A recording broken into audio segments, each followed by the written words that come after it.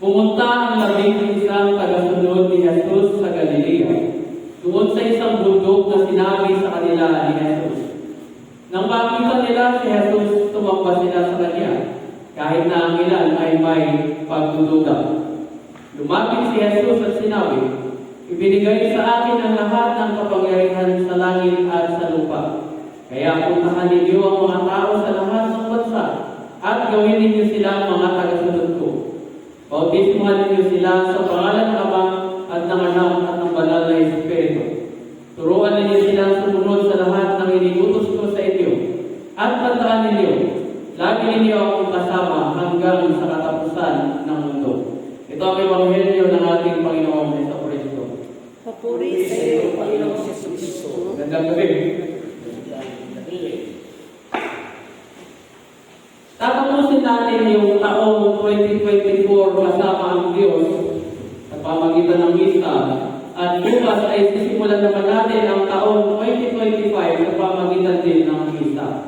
Kasama pa rin ang Diyos. God is the giver of many wonderful new things. In the name of the Father, and of the Son, and of the Holy Spirit. Amen. Binigyan tayo ng Diyos ng bagong kapanganakan. Yan ang sinabi din sa Ebanghelyo ayon kay Juan.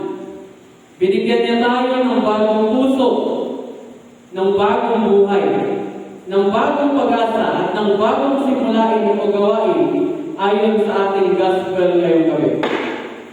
At sa huli, kapag ang puso natin ay itinibok, ang huling tibok nito, our hearts have beat its last.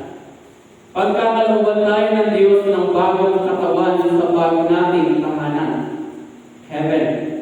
Dahil ayon sa aklat ng Revelation, chapter 21, verse 5, pagmasdan ninyo, ginagawa kong bago ang lahat ng bagay. At ngayon ang bawat isa ay pinagkakalooban ng bagong taon. Ito ang opportunity sa atin na hindi na mauulit hanggang sa matapos ulit ang susunod na taon. At may dalawang bagay na nangyayari sa bawat isa ngayon na usually ay hindi natin ginagawa sa mga nagdaang panahon. Reflection and anticipation, pagninilay at pag-asa. Ang reflection ng pagninilay ay nangyayari kapag pinagdinilayan natin ang nagdaang panahon sa atin. Anticipation or hoping ay nangyayari din kapag isinasaisip natin ang future natin sa darating na taon.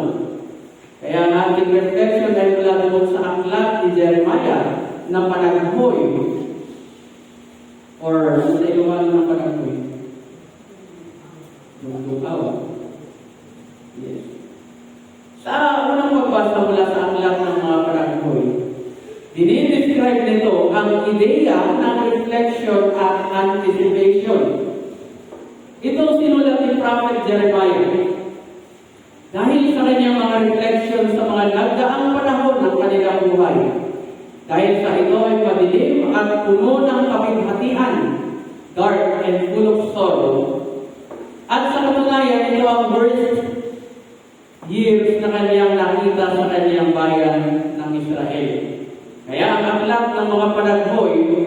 naglalaman ng mga kahirapang nangyayari at kalungkutang naranasan nila bilang bayan ng Diyos. Ano ang konteksto nito? Ang bayan ng Israel ay nagkasala at si Yahweh ay isinugo si Propeta Jeremiah upang ibalik sila sa Diyos at umaasang magbabalik loob sila kay Yahweh. Yun na nga, hindi nakinig ang Israel na sila ay magbalik loob. Kaya sinugod at sinakop sila ng kaharian ng Babylonia. At sa aklat ng mga panaghoy, doon natin mababasa ang mga resulta ng kanilang pagsuway. Pero habang dinidescribe ni Jeremiah ang kamatayan, kagutuman at pagtangis ng Israel, napakinggan natin sa pagbasa kanina ang sulat na nagbibigay pag-asa, parang liwanag sa kadiliman. And it tells us something about reflecting on the past and anticipating, looking forward to the future. Ito ang sinabi. Gayon pa man, nanunumbalik ang aking pag-asa kapag naaalala ko ito. Pag-ibig mo, Yahweh, ay hindi nagmamaliw. Walang kapantay ang kahabagan mong taglay. Lagi itong sariwa sa bawat umaga. Katapatan mo ay napakadakila. So dahil dito ay meron 3 puntong binibigay sa ating pagdinilay ngayon. Una, Jeremiah reflects and anticipates. Sa verse 21, madaling makita na may 2 bagay na nagaganap. Si Jeremiah ay may inaalala at si Jeremiah rin ay may ina-anticipate or inaasahan. Pansinin natin na si Jeremiah ay nag-aalaala, nagdinilay, reflecting or remembering. Kapag naaalala ko ito ang kanyang sinabi, he is remembering something. Iyon ang ibig sabihin niya sa kapag naaalala ko ito.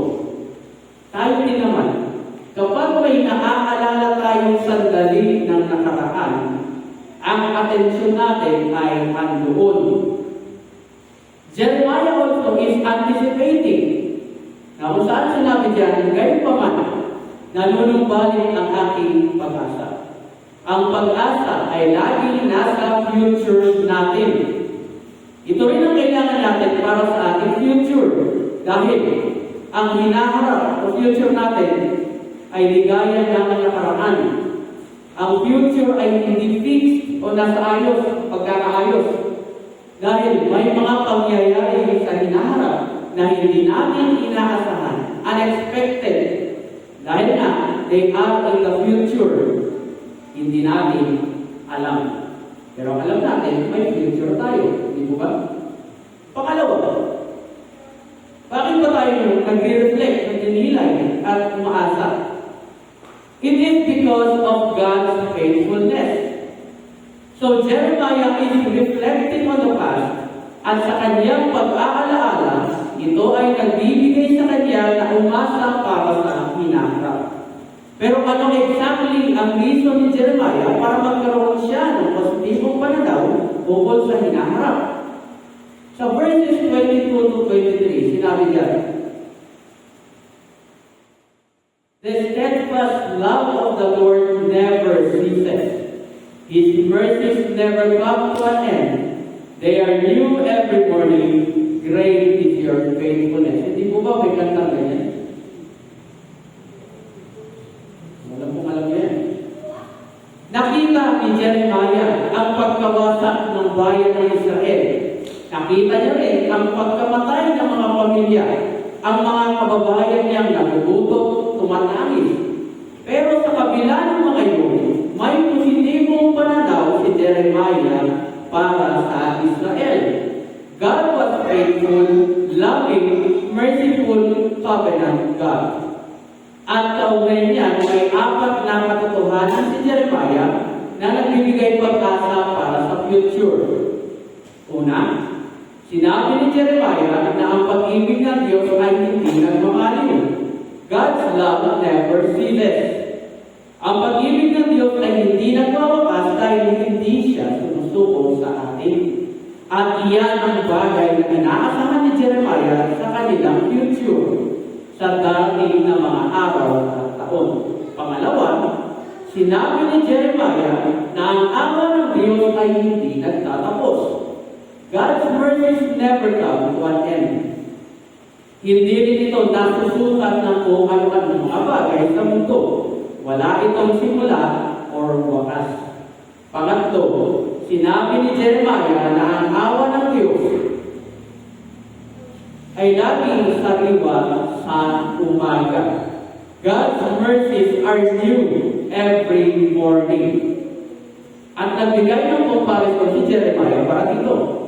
Dahil ang bawat araw na ay may kaloob na bagong opportunity, kaya ang bawat araw ay opportunity para maranasan natin ang grasya ng Diyos. At ang grasya ito ay laging andyan, gaya ng araw na laging sumisikat sa silangan. You can trust it just as you trust the sun to rise. Pangalawa, sinabi ni Jeremiah na ang katapatan ng Diyos ay napakadakila. God's faithfulness is great. Ang katapatan ng Diyos at pangako ay mananatili anuman ang mangyari. Sa ikatlong punto, ito na ang ating reflection and anticipation. Ano ba ang dapat natin i-reflect nung nakaraang 2024? Ano ang dapat natin asahan sa 2025? Ngayon ay ating pinagdinilayan ang mga karanasan at kaganapan sa ating buhay noong 2024.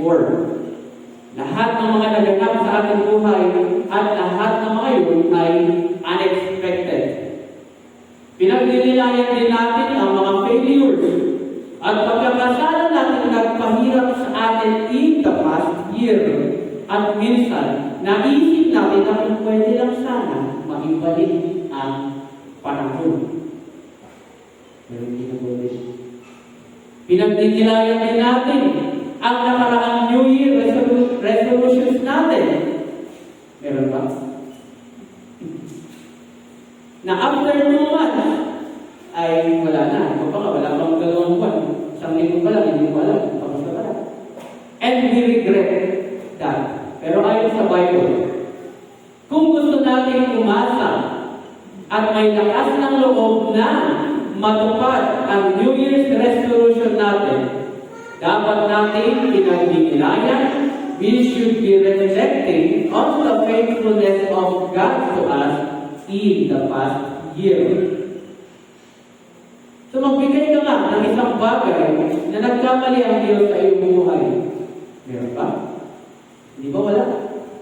Dahil hindi siya nagkakamali. Tayo lang ang nagkakaroon ng maling pananaw. Nanatili ang Diyos sa kanyang pangako sa iyo in the past year. At pinanatili ka niya. God sustained you at inakay ka niya sa lahat ng iyong mga failures.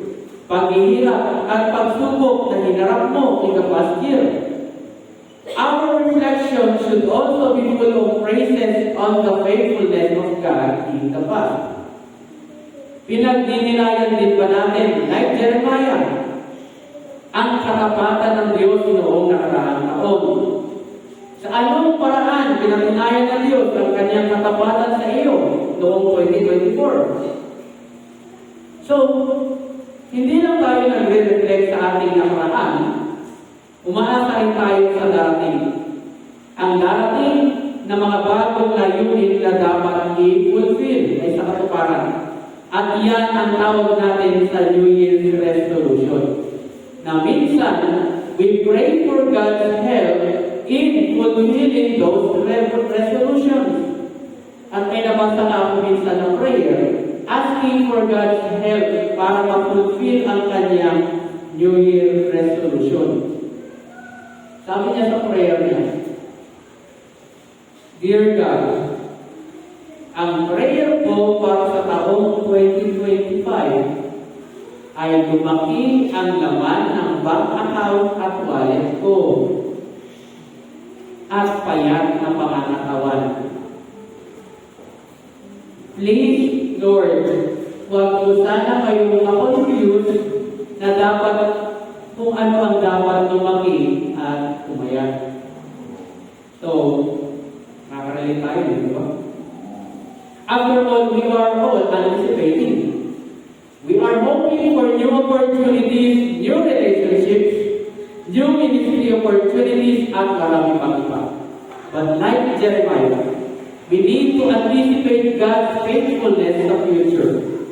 Laging hamon sa atin ang magtiwala sa Diyos para sa future. Dahil na hindi natin alam ang naghihintay sa atin sa hinaharap. Pero yun kasi ang exciting part kay God. Alam niya, ang naghihintay sa bawat isa sa atin in the future. Kaya He always calls us to trust Him as a loving Father with our futures. Sa bagong taon ay panibagong problema, panibagong hamon, ang mga bagay na mangyayari sa atin na we could never imagine. But we need to put our trust now, araw-araw na sa buong taon, sa Diyos na nakakaalam sa ating hinaharap, sa ating buhay mula umpisa hanggang wakas. Ipinagkakatiwala mo ba ngayon ang iyong future? Kapag iniisip mo ang mga problema na iyong nakaharapin, sabihin din sana natin ang mga binanggit ni Jeremiah. This I call to mind, therefore I have hope. Kapag naaalala ko ang mga ito, ako ay umaasa.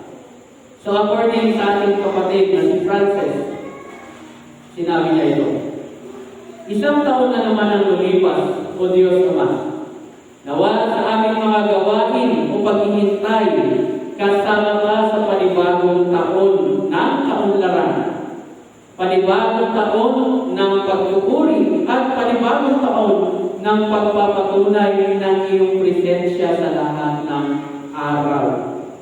Kaya sa ating pag-celebrate sa pagpasok ng bagong taon, let us together reflect sa katapatan ng Diyos noong nakaraang taon at umasa sa Kaniyang katapatan ngayong papasok na 2025.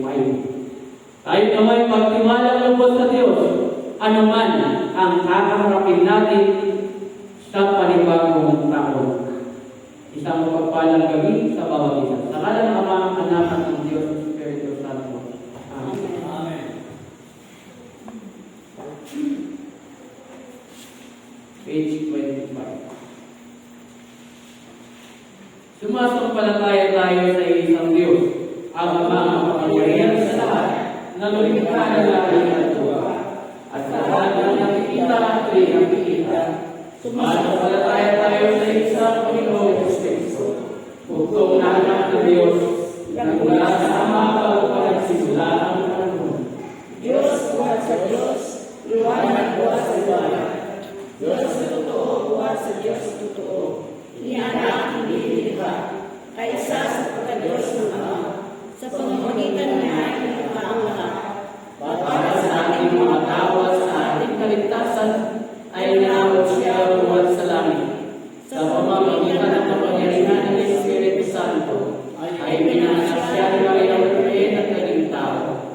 Ipinako sa krus na alangalan sa atin noong panahon ni Poncio Pilato. Nagpakasakit ng matay at inilibing, at muling nabuhay sa ikatlong araw, sa katuparan ng mga sulatan, umakyat siya sa langit at nalulubog sa kanyang Ama.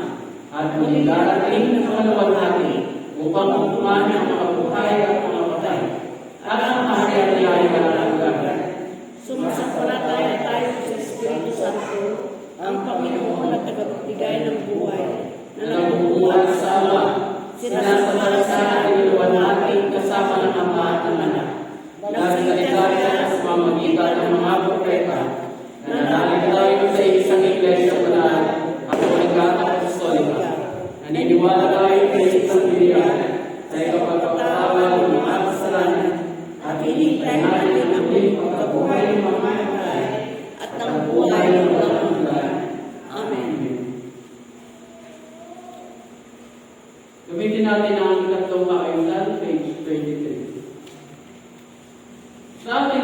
namin ngayong gabi ay iniimbitahan ko na alalahanin natin ang lahat ng mga kapatid natin na unang-una ay mga sumapagbilang buhay na hindi na natin makakasama sa taong 2025. At gayon din ang lahat ng ating mga patuloy na idinadalangin sa Diyos, anuman ang mga ito.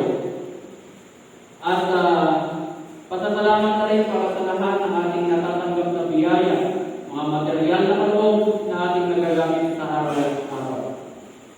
Manalangin tayo para sa kalagayan ng buong simbahan ni Kristo at para sa lahat ng tao, ayon sa kanilang pangangailangan, para sa simbahan sa kanyang pagkakaisa at misyon, para sa lahat ng mga obispo at ministro at sa kanilang mga pinaglilingkuran, lalong-lalo na si James Buligan na aming obispo, at lahat ng mga manggagawa ng simbahan para sa lahat ng kasapi ng diocese na ito.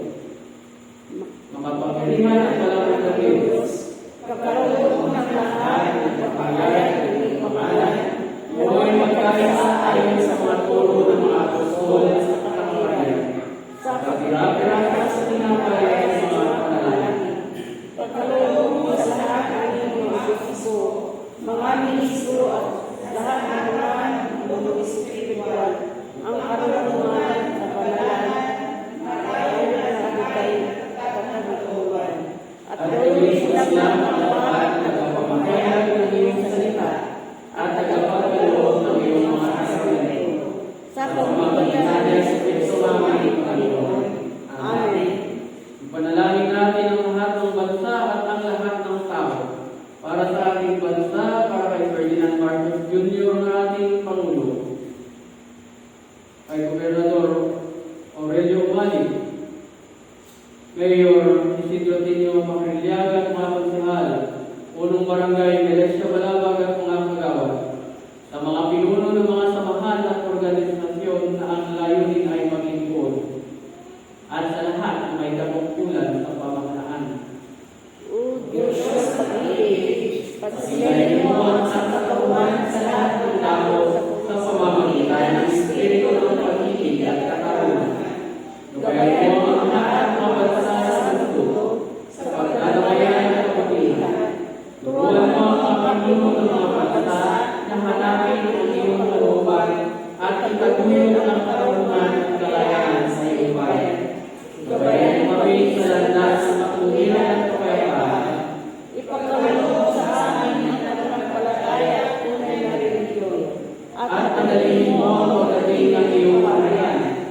Na sa lahat ng bagay, ibuhos mo sa amin ang kasaganaan ng iyong awa upang sa aming pagkapuspos ng pag-asa at pagkakaisa ay pagpilihan namin purihin at tuwalhatiin Sa sa pamamagitan ng Kristo namin Panginoon. Amen. Manalangin tayo para sa matapat na pamamahala sa mga nilikha ng Diyos.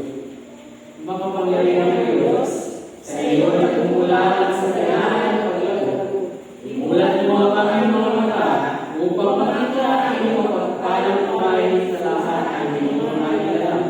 At tulungan Tulungan mo mo kami mapangalagaan at mapaulan ito para sa mga susunod na sanlibutan at sa pagkakawahan ng liwanag. sa Sa pamamagitan ng iyong pagpapala, naway aming makita ang daan tungo sa makatuwiran at maayos na pamayanan. kung saan ang lahat ay mabubuhay May katarungan at kapayapaan. habang Habang kami ay nagtutulog sa lahat ng iyong mga ako, ikaw ikaw naman ay paralanan sa pamamagitan ng aming diwa at maging mga tapat na lingkod ng iyong sakasinaan sa sa pamamagitan pamamagitan ng Yesu Kristo aming Panginoon. Amen. Manalangin tayo para sa ating mga sambahayan, kaibigan at kapwa at para sa lahat ng mga kaanib ng ating kongregasyon, lalong-lalo na ang mga nagdiriwang ng kanilang wedding anniversary at kaarawan sa linggo ito. Mapalamig na Ama, pinatawag at pinagulog mo kanila kapag ikaw ay sambahin. Lubin mo ang itaos sa aming pagiging sa iyo at palakasin ang pagpatunay namin sa bawat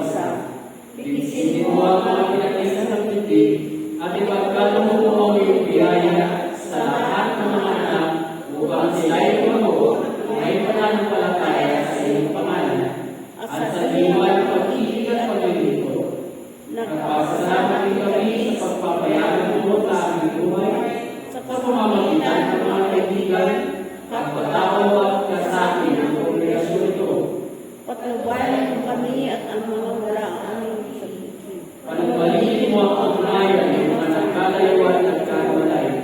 Pagkaloob mo sa aming lahat na lalong magpalapit sa iyo. Bigsitin mo kami sa pamamagitan ng iyong pag-ibig, sa pakikisa ng banal na Espiritu at sa kapatiran ng iyong mga santo, sa pamamagitan ng Espiritu ang aming Panginoon. Amen. Manalangin tayo para sa lahat ng mga nagdurusa, may sakit, dukha, nagugutom, sinahapis, nakapilit, nagirikahos at sa mga nagdadalang mahati. Makapangyarihan at maraming Diyos, Nakikita mo ang lahat ng pagdurusa at karupahan sa mundo ito. ang Ang mga kailangan ng mga walang tahanan, binahagi at nalusulo, nararamdaman ng may sakit at ang may kapasanan, ang kalungkutan ng mga nahihila, ang walang boses at kakayahan ng mga mahihila, ang mga nakatili, ang mga matatanda, at mga taong nakikitang lisan ng kanilang inubuhay.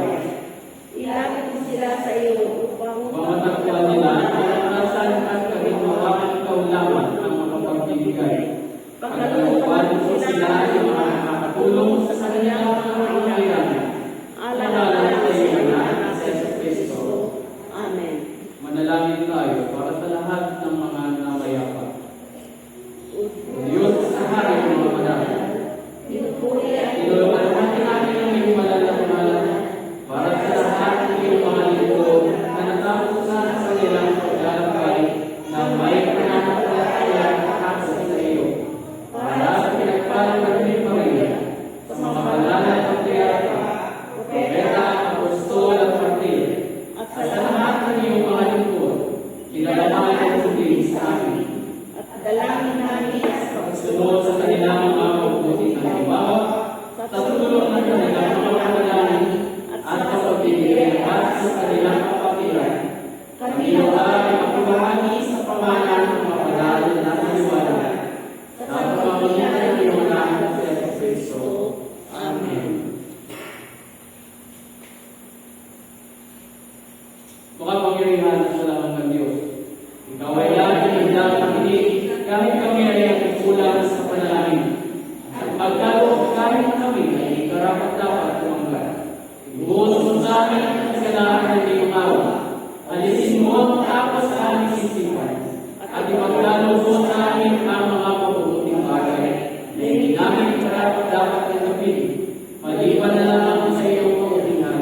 Sa pamamagitan ng Espiritu ng aming tagapagligtas, siya na nabubuhay at kahit kasama mo at ng banal na Espiritu, isang Diyos, magpakailanman.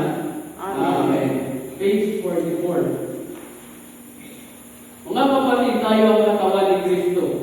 Sa pamamagitan ng isang Espiritu, tayo lahat ay pinag-isang katawan at tayo ay binyagan.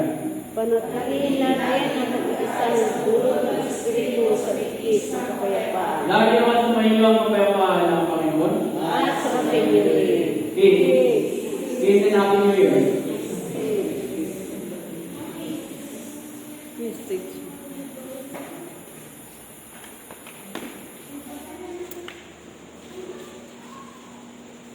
Sa lahat ng pagkakataon na pinakita ko sa inyo na sa pamamagitan ng ganitong pagpapagal ay dapat inyong tulungan ang kahihirap, alalahanin ang mga salita ng Panginoong Yesus.